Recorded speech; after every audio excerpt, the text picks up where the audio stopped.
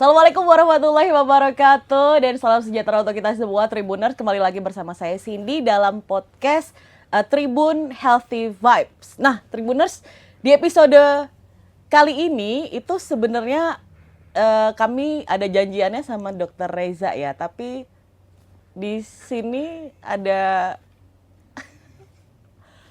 superhero sebenarnya yang mungkin jauh-jauh datang ke Kendang Sari nih. Maaf ini ya, Mas Spiderman, Mas Peter, siapa ini? Mohon maaf banget ini ya. Ini kayaknya kami lebih butuh Dr. Reza ini daripada Mas Peter ini ya. Ngapunten loh sebelumnya ini jauh-jauh datang.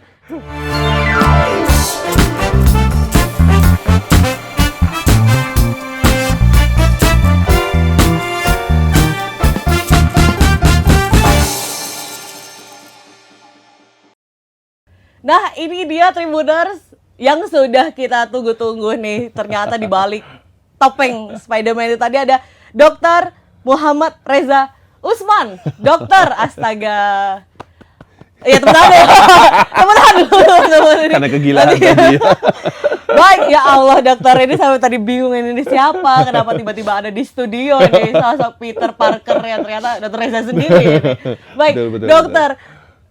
Ini gimana dong, maksudnya kisah di balik kenapa akhirnya dokter memilih untuk berkostum Spider-Man ini, ceritanya itu seperti apa dok? Iya. Sebetulnya kebetulan saya hanya happy aja sebagai seorang kolektor ya gitu. Dan kebetulan karena juga dokter spesialis anak, dunia anak-anak saya, sisi anak-anak saya kayaknya keluar dalam posisi itu.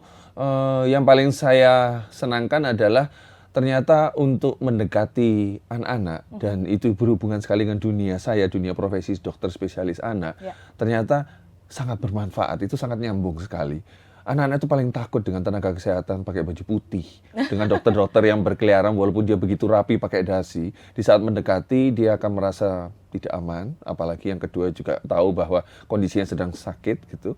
Dan ternyata setiap kali saya ketemu anak-anak hanya sekedar pakai topeng Spider-Man ini tidak pernah gagal untuk membuat mereka mendekati saya. Bukan saya yang mendekati mereka.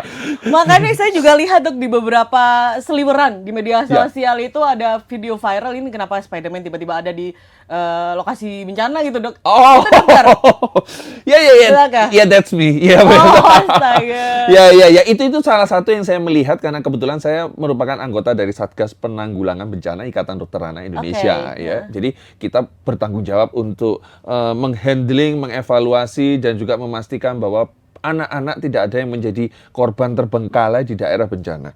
Karena kita tahu bahwa bayangannya di daerah bencana itu selalu yang kita pikirkan patah tulang, segera dioperasi, sakit, segera diobati. Hati-hati, banyak anak-anak sehat yang bisa jadi jatuh sakit juga hanya gara-gara traumatik. Dan traumatik pada anak-anak itu pasti akan dampaknya berkepanjangan sampai dewasa. Kalau orang dewasa traumatik healing mungkin seminggu, 2 minggu dia sudah selesai, dia bisa pulih total atau masih ada sisa traumatik ya. Tapi kalau pada anak-anak, maka hati-hati bahwa di daerah bencana, ternyata mereka belum tentu butuh obat, tapi butuh teman untuk bermain. Karena dunia bermain adalah dunia belajarnya anak. Dan ya itu, waktu itu saya melihat anak-anak yang betul-betul tidak ada mainan dan mereka hanya berkumpul bersenda gurau hanya sekedar cubit-cubit temannya, narik-narik rambutnya itu sudah bermain buat mereka begitu. Dan saya mulai dapat ide karena saya udah beberapa kali ya waktu itu ke daerah bencana ya. Dan pertama kali pengalaman saya adalah tugas kita mencari anak-anak yang terlantar atau yang sedang di pengungsian, dipastikan diperiksa apakah ada tanda kesakitan yang butuh pelayanan. Dan itu saya nggak tahu bagaimana dengan pelayanan dokter anak lain gitu. Saya mendekati mereka yang jelas mereka takut, padahal saya juga sudah bersenda gurau seperti di kerja-kerja di poliklinik atau di rumah sakit gitu ya. Ternyata mereka dasarnya sudah traumatik, bukan sakit. Karena bayangkan di daerah bencana mungkin ada gempa bumi, mereka nggak pernah membayangkan banjir dengan situasi seperti belum ada yang kehilangan keluarga gitu. Mereka tidak pernah dipersiapkan untuk itu. Sehingga dari situ saya berpikir bahwa gimana ya mendekati mereka? Ya kebetulan aja saya selalu bawa topeng Spider-Man itu sebetulnya mengganti masker. Karena semua pasti kalau kita pakai masker dia udah takut. Karena debu begitu banyak di daerah gempa ataupun di daerah bencana lain. Sehingga saya menggunakan itu ternyata bahkan mereka yang sedang berkumpul, kadang-kadang ada yang bermain, ada yang syok, ketakutan, tidak pernah luput menoleh ke saya hanya untuk penasaran seperti ibu yang tadi begitu kagetnya ngelihat saya. Dari situ saya sudah menciptakan situasi aman buat mereka. Jadi saat saya bermain dengan mereka tidak susah, setelah bermain baru ayo kumpul. Dan persis kayak tadi saya buka topeng, saya periksa ya, dan mereka melakukan dengan senang hati. Tidak ada situasi rejecting lagi. Gitu. Jadi guard-nya itu sudah turun ya dok ya? Dengan Yes. pendekatannya seperti Pendekatan itu ternyata sebagai pembuka yang sangat baik. Kita memang turun sebagai tenaga medis, tapi dunia anak berbeda. Bayangkan aja kalau seorang orang tua takut diinfus, kok kita datang pakai baju Spiderman, orang tua juga akan mikir. Kalau orang tua yang sakit ya, bukan orang tua dari anak, maksudnya orang tua gitu, orang dewasa. Pasti mikir, ini ngapain sih pakai baju kayak begini. Tapi kalau anak-anak dengan lihat pakai baju ini, dia sudah feel happy. Apa itu? Sehingga baru kita bisa mendekatkan diri untuk melakukan apa tujuan kita. Mau meriksa, atau mau memastikan mereka dalam kondisi sehat atau sakit. Begitu. Iya. Dok, ini sebelum kita ke sana dok, ini kayaknya tadi ngomongin tentang bagaimana dokter itu kadang takut ya anak-anak lihat. Ini kalau dari pengalaman pribadi ya dok ya, itu karena kayaknya dari orang tua itu dok menanamkan bahwa nanti kamu disuntik loh. Yes. Itu yang bikin sebenarnya anak-anak jadi rejecting sama tenaga kesehatan atau sama dokter. Itu betul-betul. Kalau kita berusaha menjelaskan kepada orang tua, dan kalau saya melihat orang tua seperti itu, saya bilang, karena ingat di beda dokter anak dan dokter dewasa. Jadi secara keilmuan kalau perlu diperhatikan bahwa gelar dokter dewasa itu kan spesialis penyakit dalam, penyakit ya gitu ya. Kenapa nggak penyakit anak kalau untuk dokter anak? Karena anak datang ke dokter tidak hanya sakit, tapi untuk menjaga kesehatan. Salah satunya apa? Datang untuk imunisasi, kan nggak sakit. Nah, jadi jangan dikatakan nanti ke dokter disuntik ya. Justru waktu awal-awal dia akan disuntik terus untuk imunisasi, sehingga nanti dia akan rejecting, dan orang tua tidak semuanya kuat melihat anaknya disuntik. Sehingga kita harus membuat menormalisasi bahwa untuk menjaga kesehatan anak, tolong jangan membuat statement atau membuat figur bahwa seorang dokter itu adalah menakutkan kepada anak-anak. Ya, karena hanya sekedar itu akan tertanam, sehingga kok dibawa ke dokter, maka dia akan sudah takut duluan. Padahal tidak setiap kali ke dokter anak karena sakit. Ya, mungkin contoh berat badannya kok agak kurang dok ya, konsultasi. Itu kan enggak sakit gitu ya. Sehingga membuat anak untuk biasa ke dokter anak, pergi ketemu dokter anak, kalau dia tidak di mindset di coping untuk ditakut-takuti gitu. Maka setiap kali pergi ke dokter anak, anggap aja kayak pergi ke mall. Oke, ini waktunya ngobrol atau periksa, dia feel happy. Dan itu banyak beberapa yang di pola asuh orang tua yang bisa kooperatif dengan kita informasikan itu, dan itu berhasil sekali.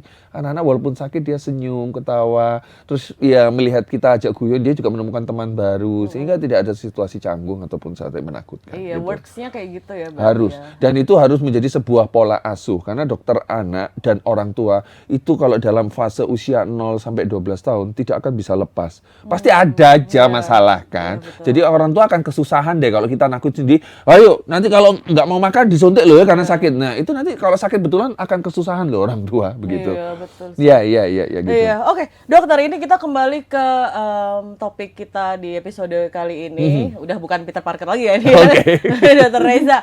Ini tentang anak-anak yang di lokasi bencana. Dokter, sebelum kita ketika bencana itu terjadi, nah ada persiapan-persiapan yang harus dilakukan oleh orang tua mungkin ya untuk mempersiapkan anak, mungkin terutama secara medis, anak ketika jagani kalau bahasa Jawanya betul. Kalau misalkan ada bencana itu seperti apa dok? Ya, jadi bahasa jagani keren banget itu. Jadi bahkan bahasa akhir-akhir ini yang semua orang sampai nanya itu apa sih artinya? Yaitu salah satunya artinya adalah mitigasi. Yes, jadi mitigasi itu sifatnya adalah apa yang bisa kita lakukan sebelum kejadian itu terjadi. Dan itu harus disiapkan banget untuk anak-anak. Karena kita paham sekali, kalau misalnya sampai terjadi bencana, kadang-kadang orang tua, maaf sekali ya, orang tua pasti kalau bisa mengorbankan diri untuk melindungi anak. Betul ya, gitu ya. Tetapi kita tahu bahwa anak-anak butuh orang tuanya. Jangan mengorbankan diri, karena setelah bencana mereka butuh kalian. Karena saya banyak setiap kali di lokasi bencana, hampir menangis melihat anak-anak yang kehilangan orang tuanya. Dia selamat tapi akan menjadi juga tidak berkualitas setelahnya, menjadi traumatik yang besar juga jika kehilangan orang tua. Jadi mitigasi tolonglah yang bisa disiapkan untuk menjaga anak Anda, tapi juga menjaga diri Anda. Itu bukan egois, tapi menjaga kelangsungan kualitas hidup anak Anda setelah bencana. Mitigasinya apa sih yang harus kita lakukan gitu?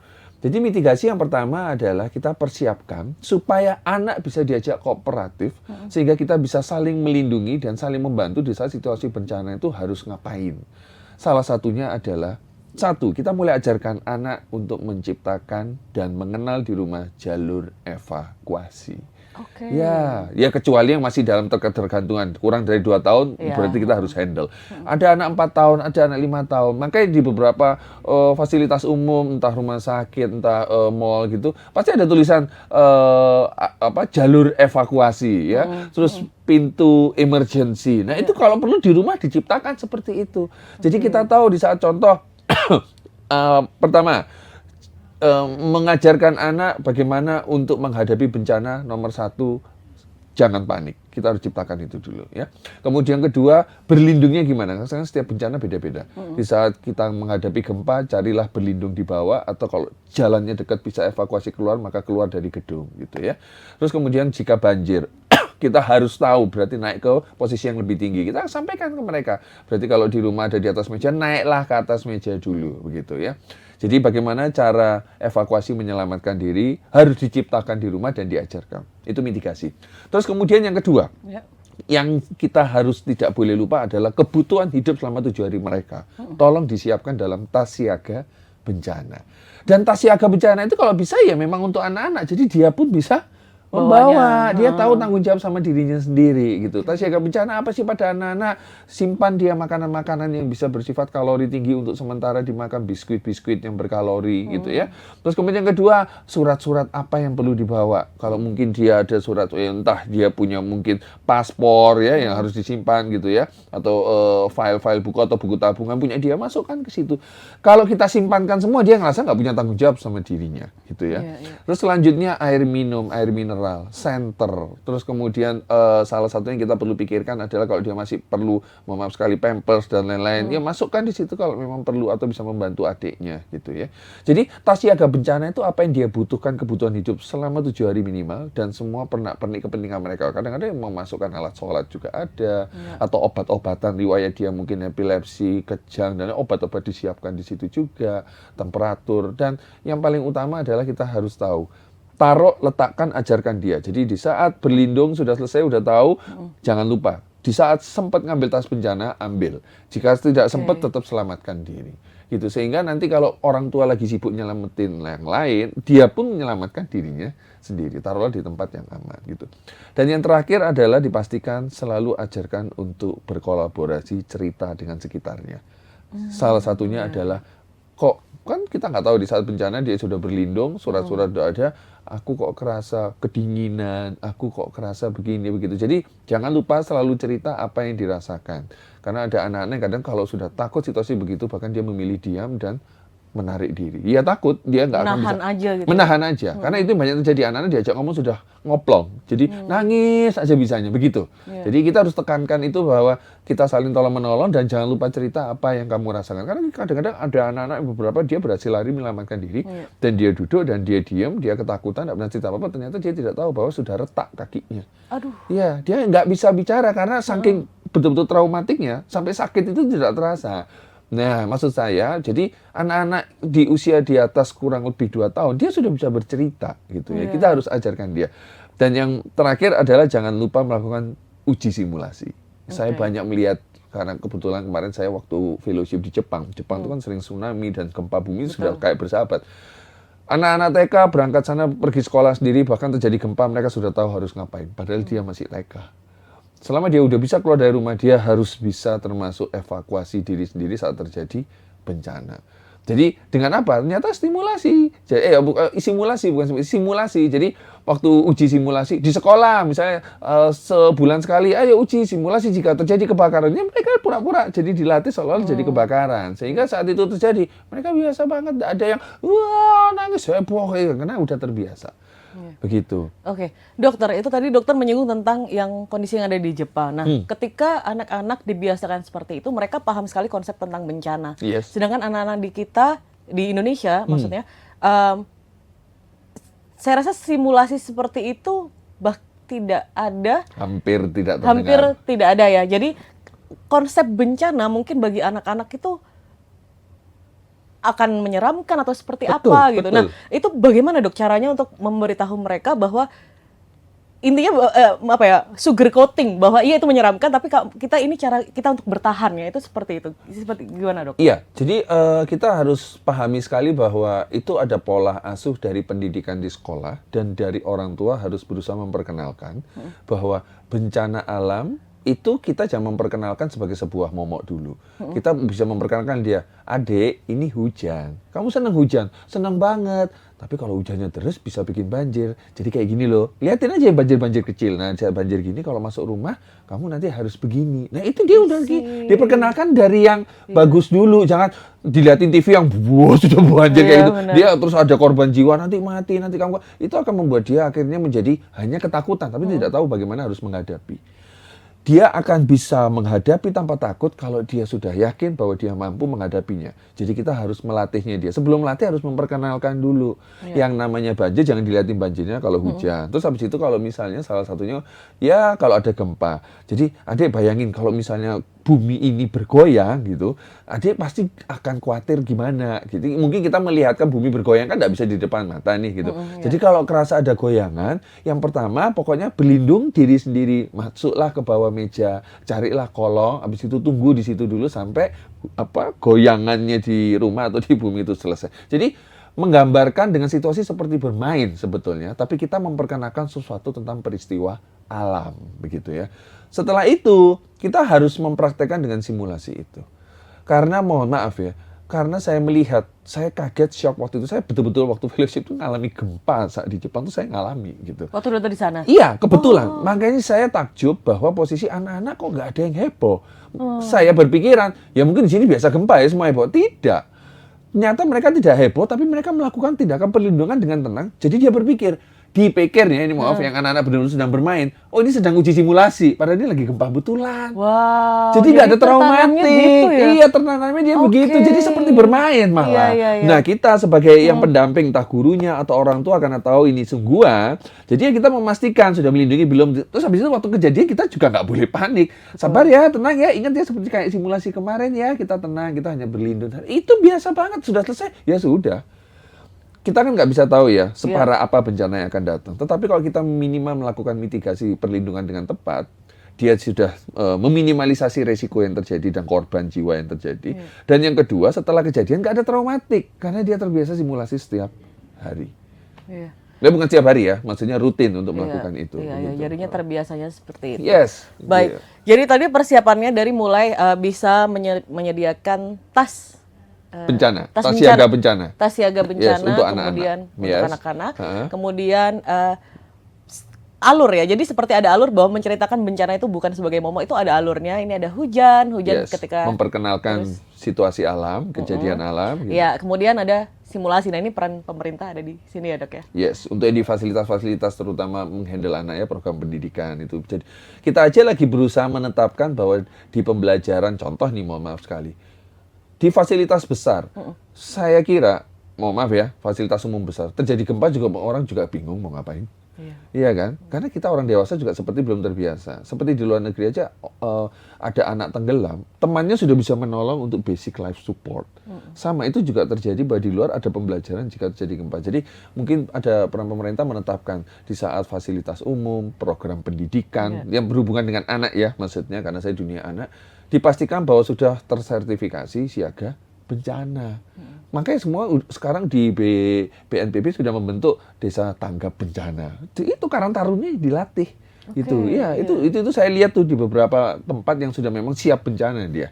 Jadi waktu bencana sudah ada kok gudang makanan, sudah ada kok tempat pengungsian, jalur untuk berkumpul di dekat kepala desa nanti menghubungi siapa, itu udah ada. Itu desa tanggap bencana, ada standarnya. Nah, kalau ada sekolah tanggap bencana, gitu, terus kemudian ada fasilitas umum tanggap bencana sehingga anak-anak tidak akan traumatik maksudnya gitu. Dan pasti tujuannya adalah mengurangi korban jiwa. Ya, gitu sih. Oke. Baik, dokter, itu tadi adalah persiapannya. Nah, ketika terjadi bencana, Dok, yang dokter tahu sendiri di lapangan seperti apa, membedakannya itu seperti apa, Dok? Ini anak yang, apakah semua itu akan mengalami trauma besar setelah bencana atau tidak? Dan melihat ya, ini kan secara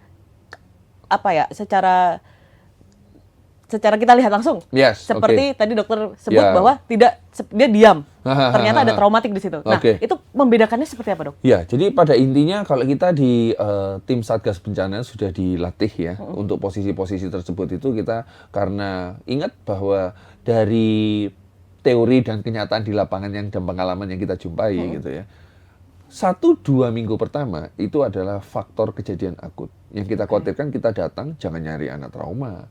Kita nyarinya anak sakit. Sakit yang bukan sakit dalam artian sakit-sakit biasa, tapi sakit terdampak bencana. Maksudnya gitu. Contoh, misalnya banjir, ada yang habis tenggelam, atau ada posisinya yang luka-luka, begitu ya. Atau gempa, ada yang patah tulang, ada yang lain-lain. Kita harus segera mencari itu.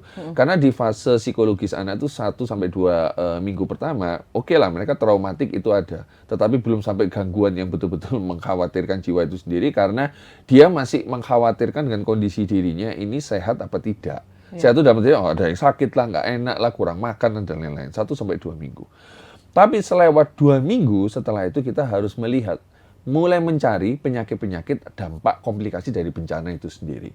Jadi contoh, kalau misalnya kemarin ada banjir, kita ngelihat ada yang diare nggak, akses air susah gitu kan, ya itu mulai kita cari. Nah, selewat 2 minggu ini baru juga kita sambil melihat untuk mendapatkan anak-anak ini kondisinya ada faktor komplikasi dari penyakit-penyakit tergantung bencana tersebut, juga harus bisa melihat faktor psikologisnya gimana.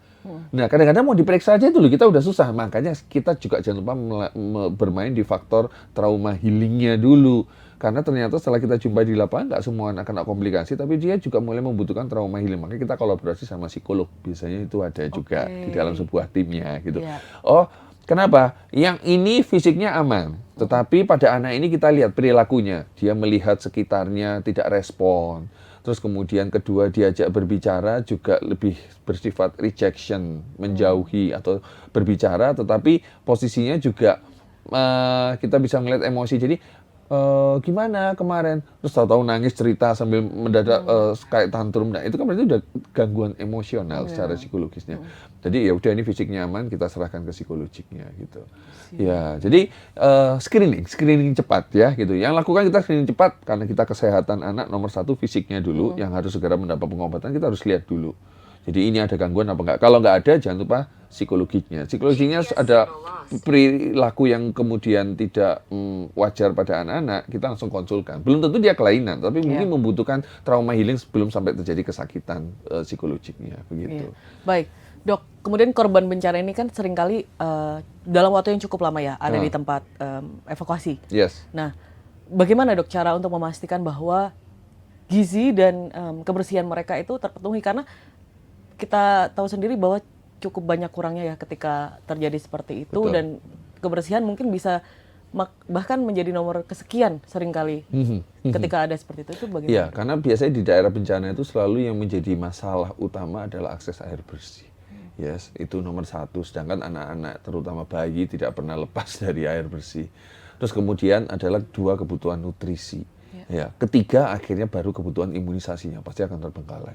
3 itu yang berbedaan dengan merawat dewasa. Dewasa kalau air putih aja nggak ada, kadang-kadang ya air keran dikit kalau kepepet is okay lah ya gitu.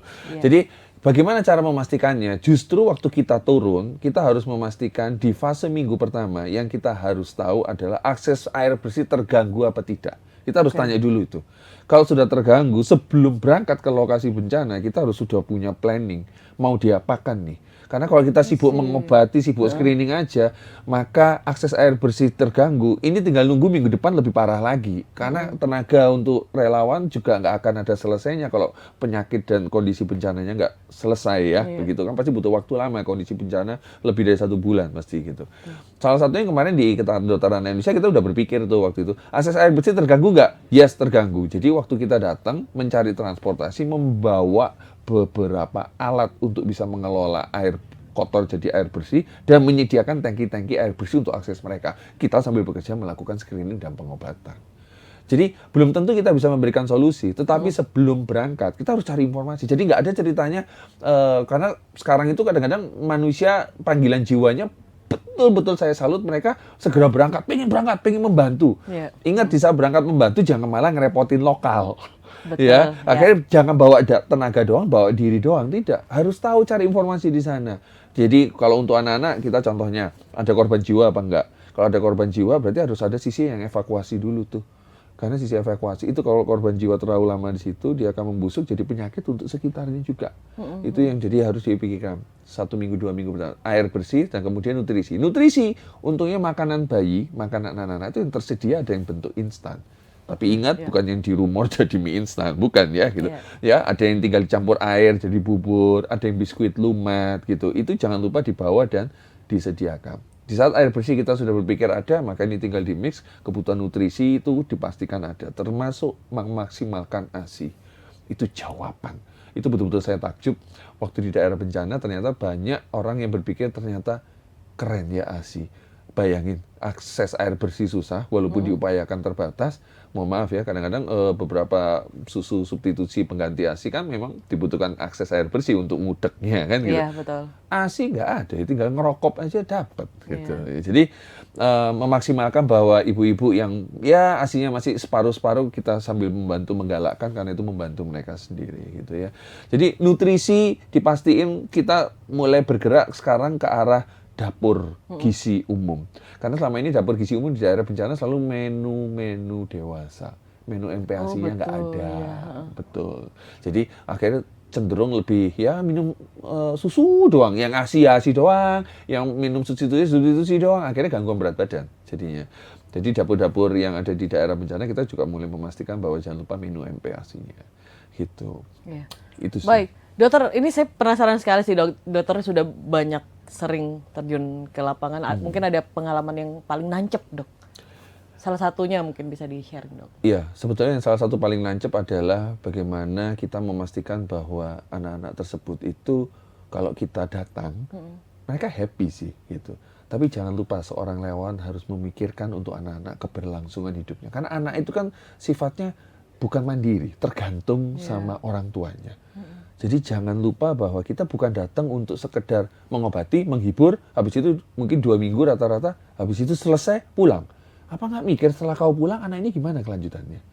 Jadi ingat bahwa kualitas anak hidup tumbuh kembang itu sampai usia 18 tahun. Jadi usia berapapun yang Anda temui pasien anak di sana, jangan sekedar datang, ngobati, selesai. Tapi kalau bisa bikin mapping. Jadi selalu kita lihat, oh ternyata komunitas, kita harus datang tuh ke pengungsian yang kita lihat, di sini jumlah anaknya sekian, di sini jumlah anaknya sekian. Jadi nanti setelah kita pulang, dan sebelum kita pulang, kita buatkan sistem keberlangsungan hidup. Jadi kalau kita membawakan contoh donasi makanan-makanan, dia jangan membawa donasi habis selesai pulang. Kita harus cari tuh dapur gizi supaya bisa berdiri di situ, karena ini anak-anaknya banyak yang usia MPASI. Nah, kita harus menyiapkan sistem itu, keberlangsungan. Terus yang kedua, momen itu yang menjadi sebuah tangisan buat saya yang paling nancep adalah waktu kemarin kebetulan ke Aceh Tamiang itu. Saya menghibur mereka tetapi setelah selesai menghibur dan memeriksa, saya tanya, ngapain sih kok hampir setiap hari saya lihat mereka kumpul anak-anak, duduk rame-rame, ya hanya duduk aja di satu tempat padahal juga lumpur semua sekitarnya, maksudnya dia hanya kumpul bermain. Ada 1-2 orang dewasa yang memang hanya nungguin, saya lihat kenapa gitu. Ya, kasihan banget karena mereka tidak tahu jika orang tuanya sudah hanyut. Setiap pagi dia nungguin orang tuanya datang, karena waktu sebelum kejadian mereka dipamitin berangkat ke ladang. Dan itu sudah hari keempat orang tuanya nggak pulang, dia tiap pagi masih datang menunggu orang tuanya pulang. Itu yang membuat saya menangis. Apa yang bisa saya buat anak ini? Kita menggantikan orang tuanya nggak bisa. Kita akan pulang dan dia sama siapa? Dan dengan situasi chaos kayak gitu, semua siapa yang bisa merangkul, merawat anak segitu banyak? Sehingga banyak yatim piatu di situ yang terjadi, dan di situ yang saya merasa bahwa apa yang bisa saya lakukan? Ya selain hanya bisa menyiapkan mereka, ya saya sambil monitor info kepada relawan semua, ingat ada pengungsian-pengungsian di situ yang banyak yatim piatu yang tersisa, yang bahkan mereka belum bisa disampaikan orang tuanya sudah nggak ada yang berani nyampaikan karena juga jenazahnya belum ada yang ditemukan. Di situ yang membuat saya nancep bahwa ternyata apa yang saya lakukan tuh tetap aja belum bisa memberikan maksimal untuk mereka. Itu yang saya merasa bahwa tolong orang tua di saat bencana mengorbankan diri demi anak itu bagus. Tapi kalau bisa jangan sampai Anda meninggalkan anak Anda walaupun anak Anda selamat, mereka tetap terlantar, susah gitu. Selamatkan diri Anda untuk demi kelangsungan hidup anak Anda. Itu. Jadi itu anak-anak itu berkumpul untuk menunggu. Yes. Menunggu aja. Menunggu karena mereka berpikir sesama teman, papa mamamu udah pulang gitu. Belum, oh belum, oh iya udah belum. Karena banyak penghasilan mereka kan dari ladang, berangkat pagi gitu, terus nanti pulang. Biasanya mereka cuma kadang-kadang bermain sama tetangga, sama kakaknya. Karena siang atau sore mereka udah pulang. Dan itu tidak pulang-pulang. Sehingga mereka berkumpul sesama orang yang orang tuanya nggak pulang. Dan hanya tetangga di sebelahnya aja ya yang kasihan, ya udah nungguin gitu. Mereka nggak berpikir bahwa mau makan apa, mereka nggak berpikir bahwa besok mau sekolah apa enggak, mereka cuma tahu mana bapak ibuku gitu. Dan kalau misalnya bapaknya ada yang hanyut gitu, ya mereka nangis nggak apa-apa. Ibunya masih hidup, ibunya membawa dia akhirnya ke tempat ya mungkin pengungsian saudaranya, tempat ke pengungsian yang sudah settle gitu. Ini betul-betul bapak ibunya nggak pulang nih. Jadi mohon maaf sekali di video itulah anak-anak salah satunya. Jadi mereka bermain kalau melihat video itu, iya, saya bahkan bingung mereka bisa bermain se-happy itu. Saya pikir hanya menunggu teman bermain, karena yang jaga habis itu cuma mempersilakan main aja dok, nggak apa-apa main dulu. Bahkan saya mau tanya ini anak-anak memang kebutuhannya apa? Enggak main aja dulu gitu. Ternyata di akhir mereka memberi penutup itu, sebenarnya nunggu orang tuanya. Gitu. Kita mau nyari kemana juga nggak tahu gitu. Itu sih yang saya di tempat bencana paling menajam, gitu. Aduh, cukup berat juga ya Mas. Cukup berat.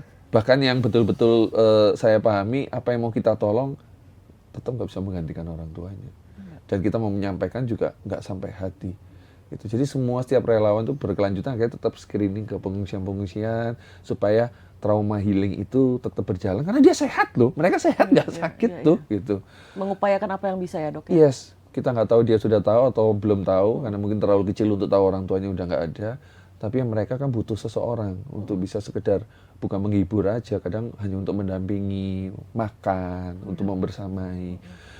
Itu yang kita harus bersyukur rasanya gitu. Ya semoga adik-adik itu mendapatkan kebahagiaan lebih lah di Amin. sekarang dan selanjutnya. Baik, Dok, itu tadi kita ngobrolin before bencana, saat bencana, dan ini pasca, Dok.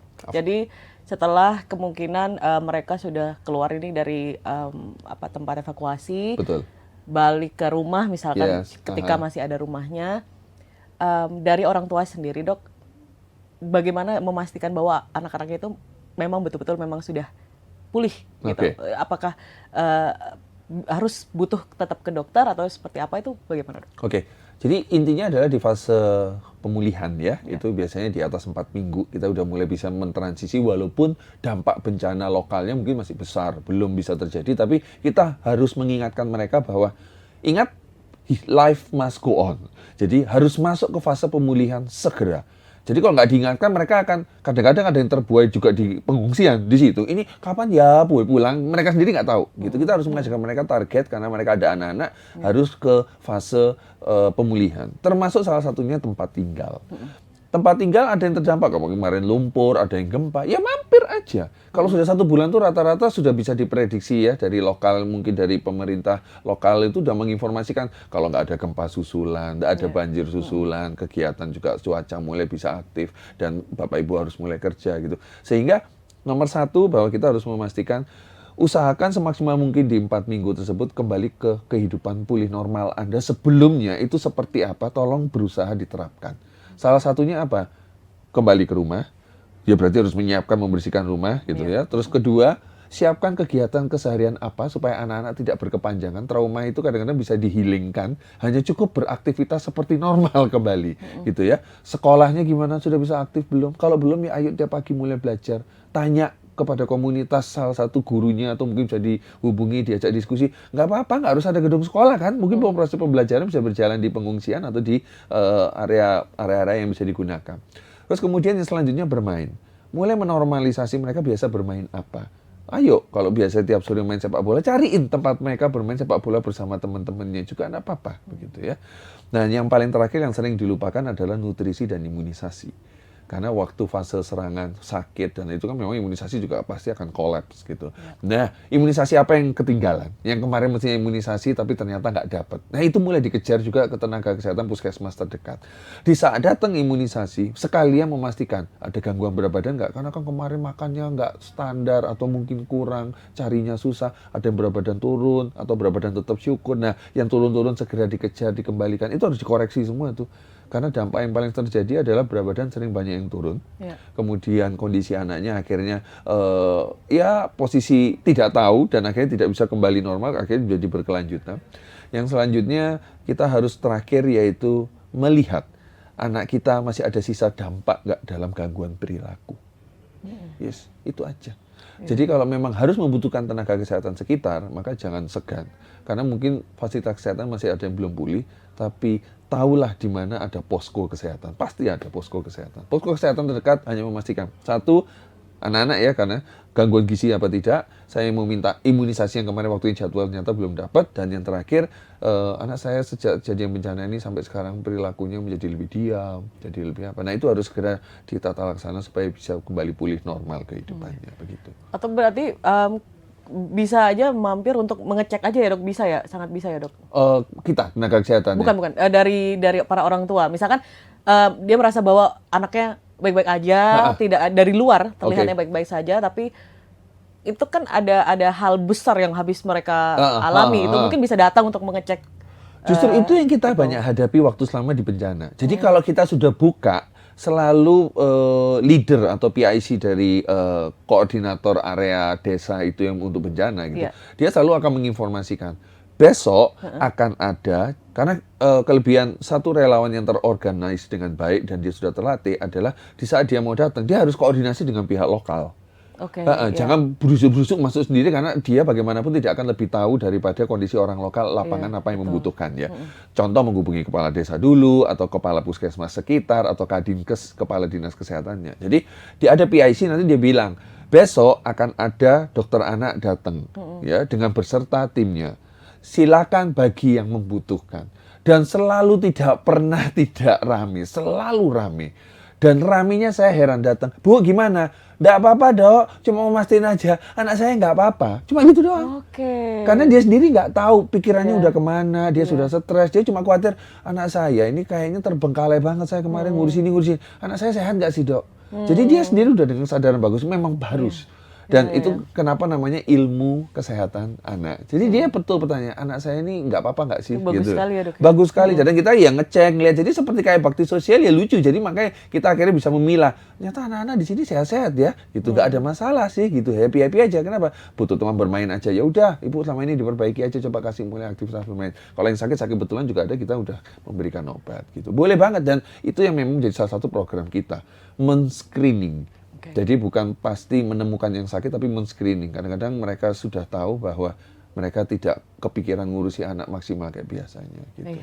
Oke, dokter, terima kasih banyak. Ini mungkin terakhir dok, ini cukup lama ternyata ya episode kali ini. Terakhir dok, pesan untuk orang tua, apa ya, untuk menjaga anak-anaknya dari bencana itu. Silakan dokter. Ya, jadi kita harus paham dan kita tahu sekali bahwa bencana tidak akan pernah ada yang bisa memprediksi. Tetapi kita bisa mempersiapkannya untuk menghadapi. Salah satunya latih anak-anak Anda bagaimana dengan mitigasi bencana. Yaitu melatih mereka dalam menghadapi bencana. Tidak perlu panik dan persiapkan yang terbaik melalui tas Satgas bencana bagi anak-anak Anda. Dan yang terakhir satu, lakukan uji simulasi sehingga mereka pun akan merasa bahwa setiap bencana yang mereka hadapi semua sudah terbiasa. Walaupun belum tentu bisa menjamin, tapi tujuannya satu, mengurangi, meminimalisir resiko terjadinya korban jiwa ataupun dampak resiko lain dari bencana tersebut. Jadi semangat berjuang untuk mempelajarinya, ajarkan anak Anda, dan jangan lupa praktekkan untuk simulasinya. Itu aja. Baik, terima kasih banyak. Sekali lagi Dr. Reza, the real superhero ini dok untuk anak-anak di luar sana. Sekali lagi terima kasih juga Tribuners sudah menonton episode kali ini, dan saya Cindy dan juga Dr. Reza pamit untuk episode kali ini, dan kita jumpa lagi di episode selanjutnya tetap di podcast Healthy Vibes Tribun Jatim Network.